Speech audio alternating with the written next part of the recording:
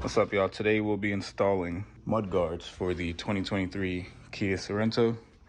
Right here is genuine parts for the front, and then we have the back as well. So we got a little set, and it came probably maybe a little over $100 for the set of two. And then it comes with obviously the left and the right. Comes with screws, and it comes with your how-to instructions. So the first thing we went ahead and did was clean, because I have OCD, and I wouldn't like it that much if I installed it with dirty guards right here. So I went ahead and cleaned that real quick, and then now let's get to the installation. All right, so I thought that there would be some self-tap screws, but it's not. It looks like it's just 3 Phillips right here. And then it says the first thing you want to do is remove this one. So let's go ahead and do that. So that one is removed. So now let's go ahead and remove the rest.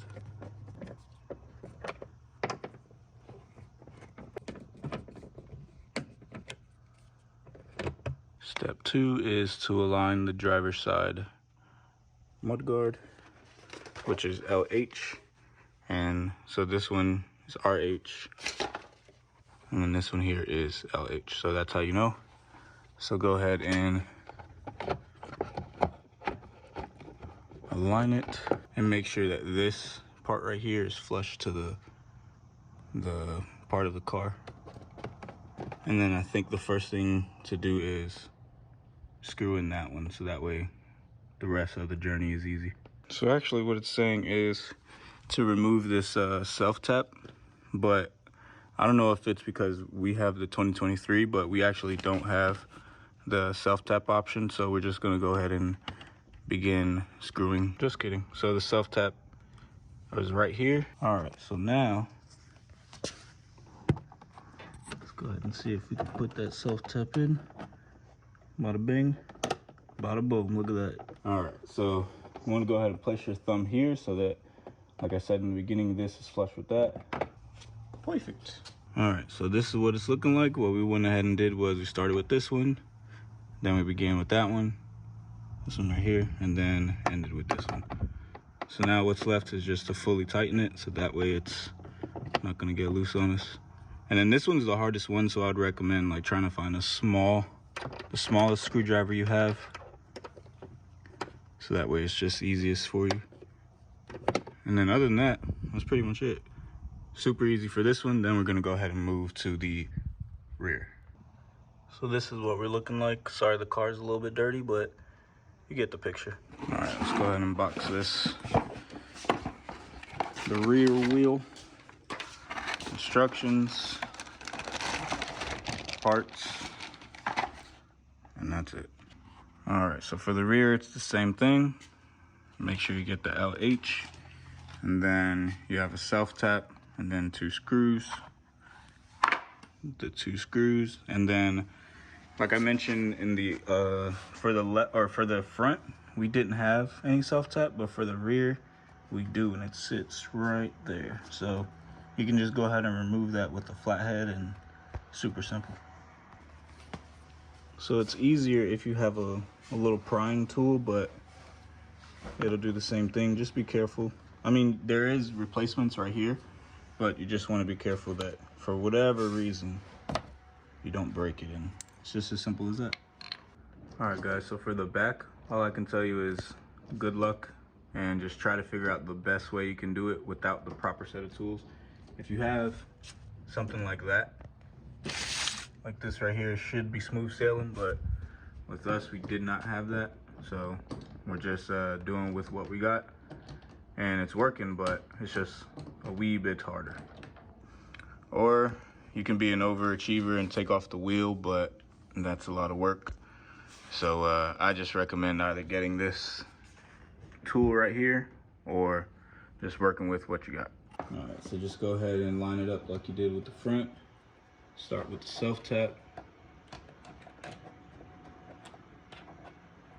Bada bing, bada boom. All right, so once you get to this step, the best thing to do is just to get the front one screwed in. Just thumb screw it, as well as the bottom. So that way you know that, you don't need to adjust it anyway. And then you go ahead and tighten it. And now we finally got the back done. I just gotta tighten it up a little bit, but this is what this one looks like. It's a little baby compared to the front one. But yeah, here's the rear. And then now we're gonna be working on the right side. Other than that, let me just give you guys a quick walk around. Sorry for the mess and the lack of light, but this is what you get. That's the front.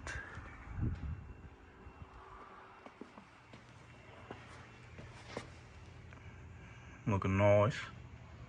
Just adds a little, protection and also a little bit of flair. And then this is the rear. All right, so update on the right side. For some weird reason, it is so much harder than the left side. So either you could just pay somebody to do this for you, or you could do this yourself. But again, like I said, the right side's a little bit harder. I don't know. Ultimately, it's up to you, obviously, but good luck, man. If you decide to do this yourself, I would say installation's like it's easy to install, but it's hard to do, if that makes sense. Without the proper tools and, without removing the back wheel and all that. So, I don't know. If you want to pay somebody, I don't blame you. But if you want to do it yourself, it's easy, but it's hard. And if you have the right tools, it's easier. But, yeah. All right, so now we got all four on. That's the front left. This is the back left. This is the back right. And this is the front right. Let me give you another view here. All right, that's it. So would I recommend doing it? No. But it's probably gonna help your car, last a little bit longer and just give it a little bit more longevity. And it also makes it look a little bit, nicer. So don't mind the dirty wheels. We are on a road trip, so that's why it's looking pretty crazy. But other than that, that's it, man. I wouldn't do it, but who's to say that someone else might have easier luck with us or than us? All right, thanks for watching. Peace.